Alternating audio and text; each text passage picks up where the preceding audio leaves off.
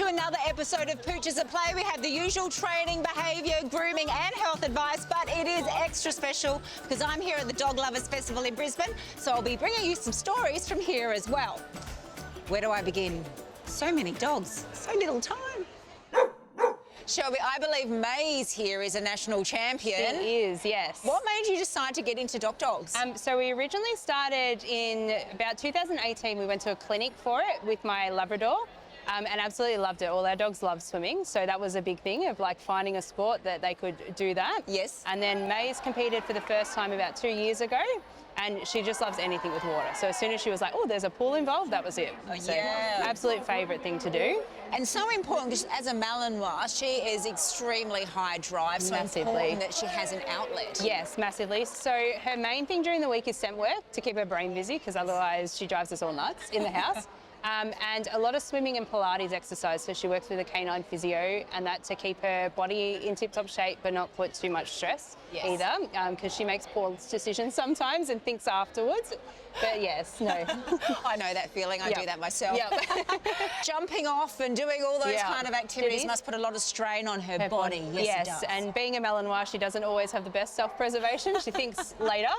So yeah, it's really important to make sure we're keeping on top of that and making sure she's building muscles in all the right places and that kind of thing. Yeah. And so she's on Antinol to help her bones and bodies. I wish I could get some. Yes, I know, right? How has that helped? It's been massive. So she's been on it for preventatively for a while now. Yes. And then after a comp, she'll usually get a double dose, especially if it's been a lot of exercise for her, like the extreme vertical pull can be quite full on for their body and that kind of thing. So it's been really important just to maintain her fitness and make sure preventing injuries and that kind of thing. She's only 2, so we want to make sure she stays in tip-top health. Absolutely. And what have you noticed most of all about taking the Antinol for her? Her coat has changed significantly since Antinol. Right. It's just so much nicer and softer, especially because it's quite thick. And then her recovery time as well afterwards, like from events and things like that. Or she does have a few injuries every now and again where she'll jump off something she shouldn't. And like having the Antinol just makes it so much quicker for her to recover from those kinds of things. And she loves it too, so she likes to have a snack as well. Oh, lovely. Well, there's a big competition happening today, so if you'd like to learn more about Antinol and their 60-day risk-free trial, my boys are on it as well, visit the Antinol website. Thanks so much. Thank you so much. All right, good luck, Maze. Good luck. Winter apparel for dogs isn't just for the fashion conscious. It's really important for many of our domesticated canines to keep them warm as the cold weather sets in. But if you do want your pooch to be ahead of the pack in the fashion states, then join me as I go behind the scenes of the Winter 2024 fashion shoot.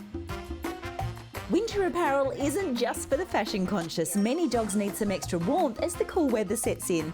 First up, we have my 2 doggy divas, Darcy and Vindy, and one of their besties, Izzy, modelling the DGG Warmies. This season's designer styles include the adorable Boss Dog, Free Hugs and Love More Warmies. Plus, brand new colours to the Warmie lineup include Cherry, Midnight Blue and Candy Stripe. Then there's the super soft and cosy Snugglies for some extra warmth and style. In their fashionista bomber jackets, Indy and Maggie make looking stylish a walk in the park, or rather, a drive in the park. For Ivy, it's the leopard bomber jacket that she loves most, whilst young pup Vogue rocks the chunky knit, available in musk and taupe. Then there's the handsome Yoda, who's looking the goods in the all sorts knit, combining it perfectly with his signature purple tip tail. Then there's the long and lean breeds like the delicate Delilah sporting the Wriggly Diggly dog slumber jacket and schnood hood for extra protection. For the small but mighty Rocky, it's the long body knit that's the perfect fit to keep him covered from top to tail. Not to be outdone, the wily Wes is also matching a schnood hood with his home buddy Snug. And finally, the pooches that are happy to play rain, hail or shine, like Toast in the rough and rugged utility coat. For the gorgeous trickster Yuki, it's all about style and warmth, making the retro corduroy jacket the perfect fit for her. And after a quick wardrobe change, Toast is ready to show off the Mortec Rambler before game time with his buddy Odie during the lunch break. Being a top dog model shouldn't have to be all hard work, right? And when it comes to turning it on for the cameras, the human crew know how to keep these stylish pooches performing for the camera with the promise of a treat or a game of ball. These hard-working hounds are easily pleased, with not a doggy diva in sight in this rough and rugged canine crew who know what it means to work hard. But from the looks of things, they sure do know how to play harder. To find the perfect coat for your pooch this winter, head on into your local pet stock store.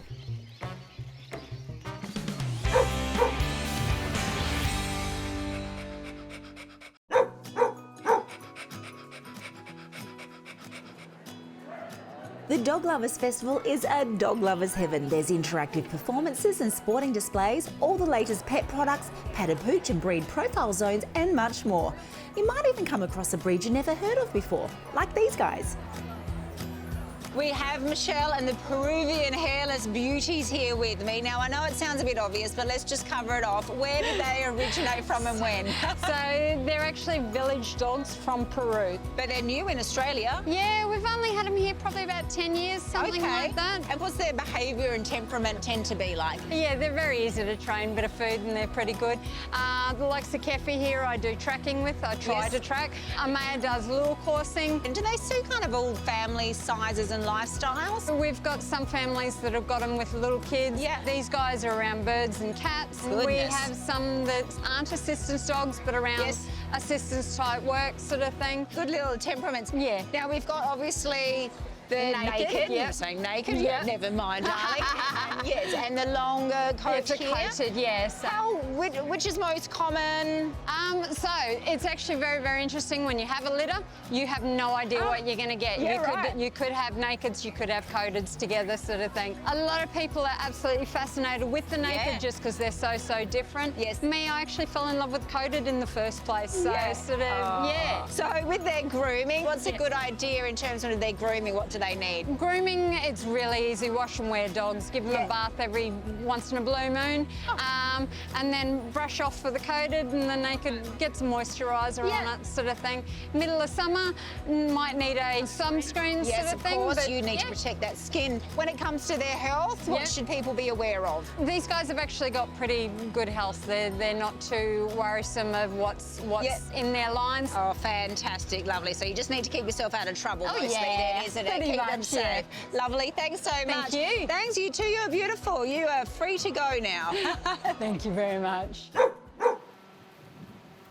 While in Brisbane, I dropped in to catch up with Big Dog CEO Chris Essex to hear about the new additions to their probiotics range and how they can improve your dog's health, even helping to reduce stress and anxiety. Well, it's ultimately we're chasing gut health and a healthy microbiome. If we've got a healthy microbiome, the digestive issues go away, and ultimately we're going to get a stronger immune system. So what makes a good probiotic? Because there's a lot out there, a good one. Yeah. You've got to make sure that they're host specific. So with our range there, they're all host specific and they all work synergistically, which means that they're creating that healthy microbiome together as a family.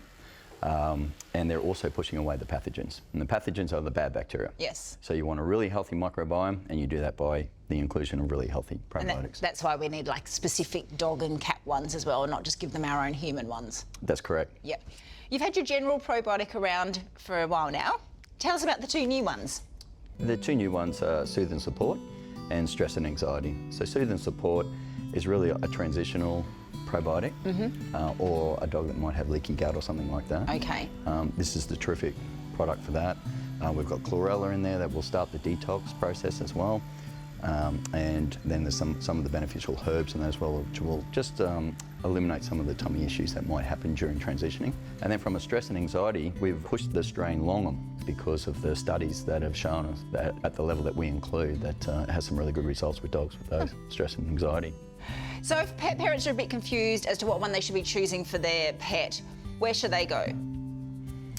If you just want to feed a basic probiotic, our original is the one to go to. It'll still stimulate a healthy microbiome. It'll do everything that you need for proper gut health. If you want to transition across, or you think your dog just needs a detox, if you want to do that, well, this one has chlorella in it, and that will start that detoxing. And what you should be also aware of is some of the symptoms might actually get a little bit worse.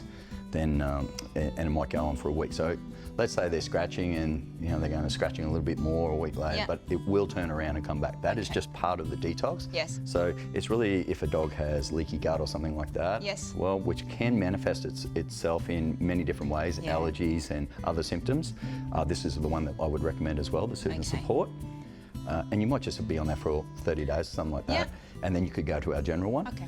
And then for the stress and anxiety, well, it's kind of self-explanatory. Yes. So if you just want a probiotic, but your dog does suffer from stress or anxiety, and this is the one to use, absolutely. Okay, alrighty. So right now I might take some of that for myself. Might need it. Thanks, Chris. So if you'd like to find out more about the Big Dog range of probiotics, visit their website. Also learn about their food there. Thanks for that. Yeah, thanks, Lara. All right, I'm taking all 3 home.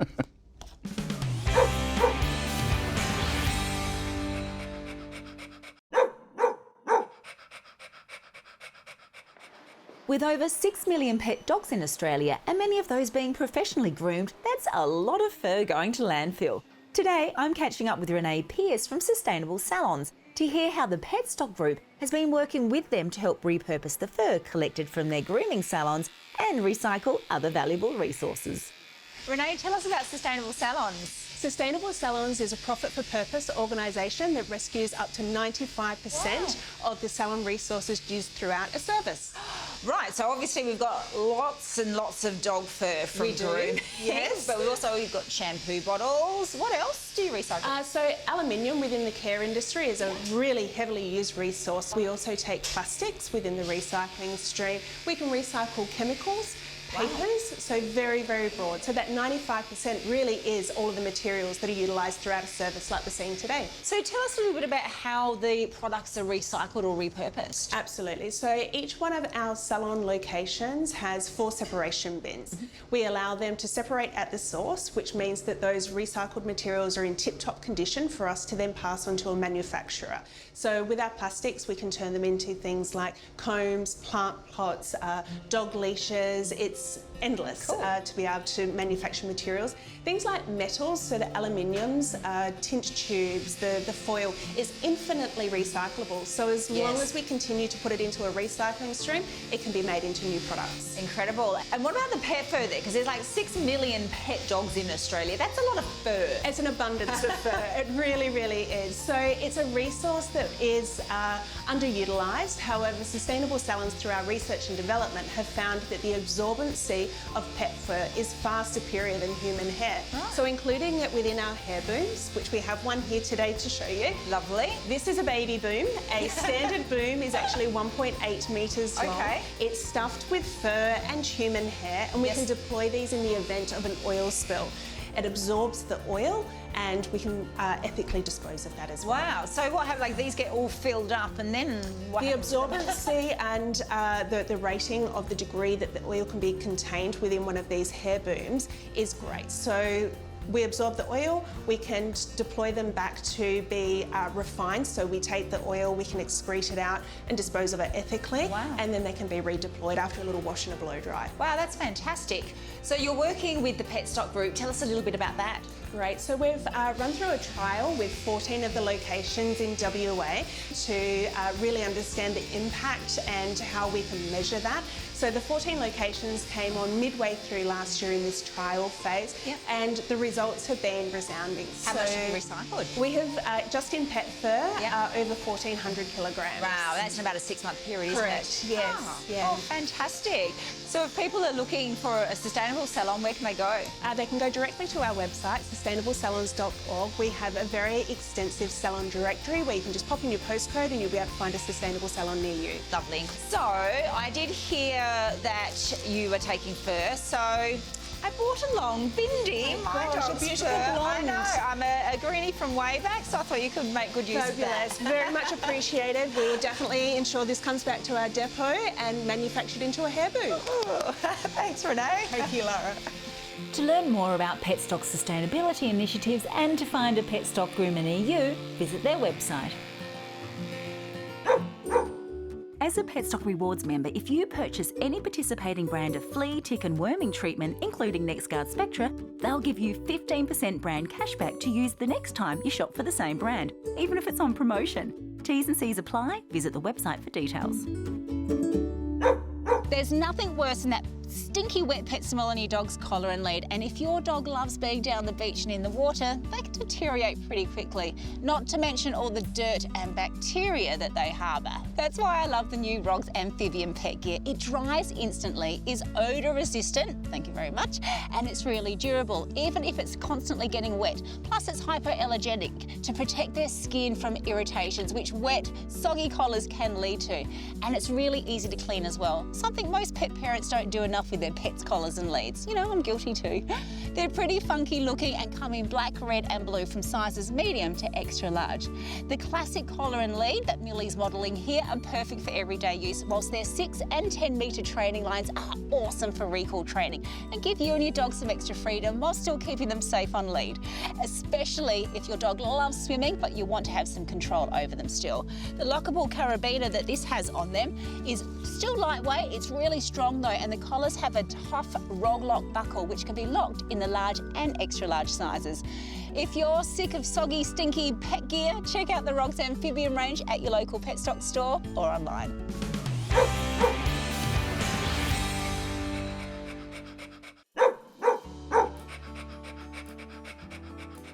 There are many common household items and plants that are really toxic to our pets. Mel, let's start with the food.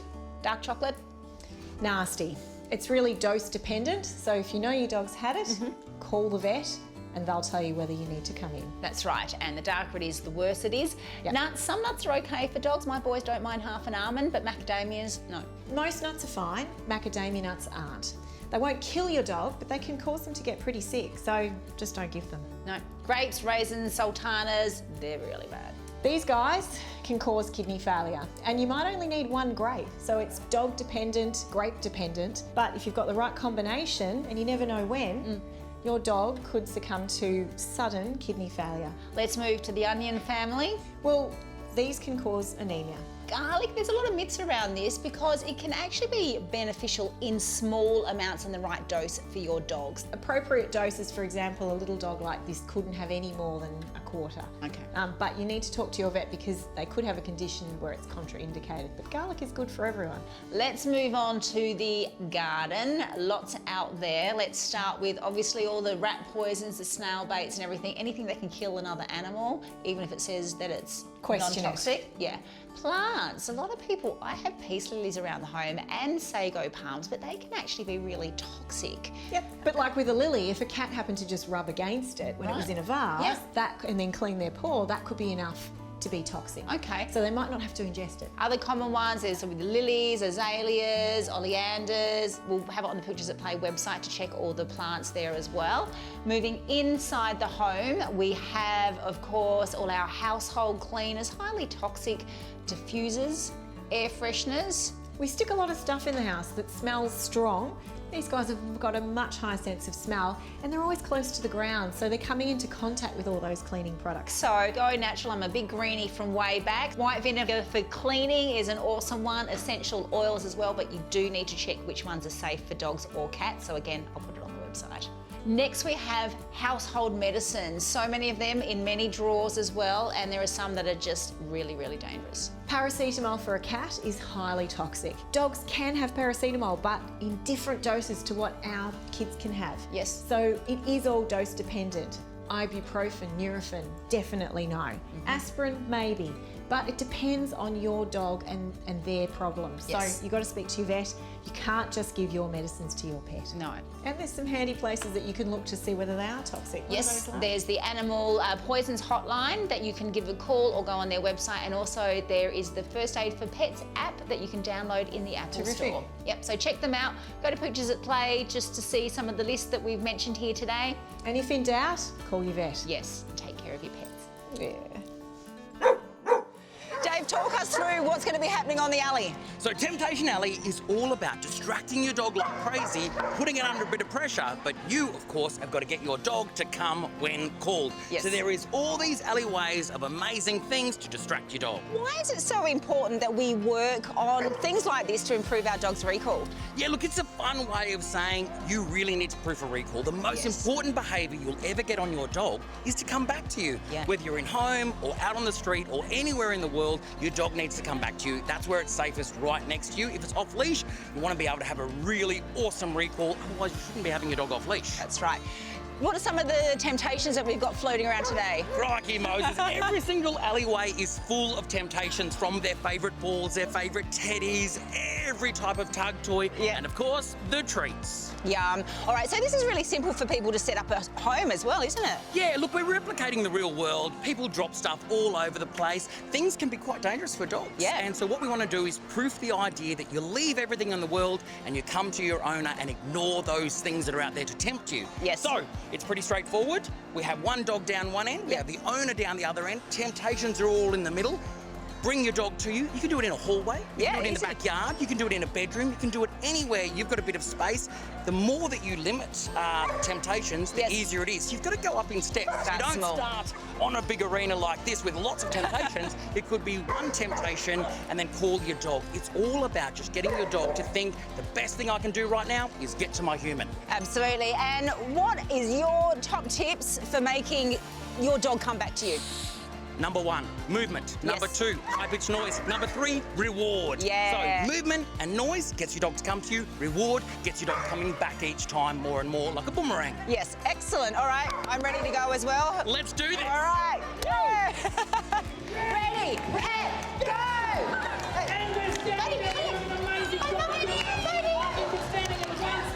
While some of the dogs might get a little bit of stage fright from time to time, the fun and the joy the festival brings to both humans and their furry friends is clear. I can't wait to do it all again and hope to see you soon at the Melbourne or Sydney events. Ready, pet, go! Well, that went well. Yeah, it was a lot of fun, and that's what dog training should be. It's Absolutely. about bringing the fun to the hallway, to the backyard, or to an arena. That's right. You got the hiccups, little one. But also, you know what, Dave? They went pretty quick. There was some quick ones, but I still reckon Darcy holds the title. If it helps you sleep at night, absolutely. Darcy's still the champion.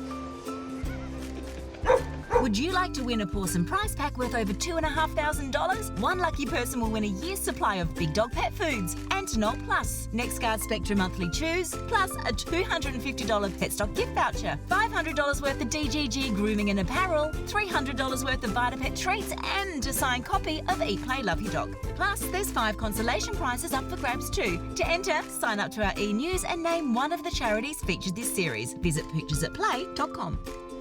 Thanks for joining us for another episode of Pooches at Play. I hope you enjoyed it as much as I've enjoyed making it. Woo, got one loose. We'll see you next week. This is what I call heaven.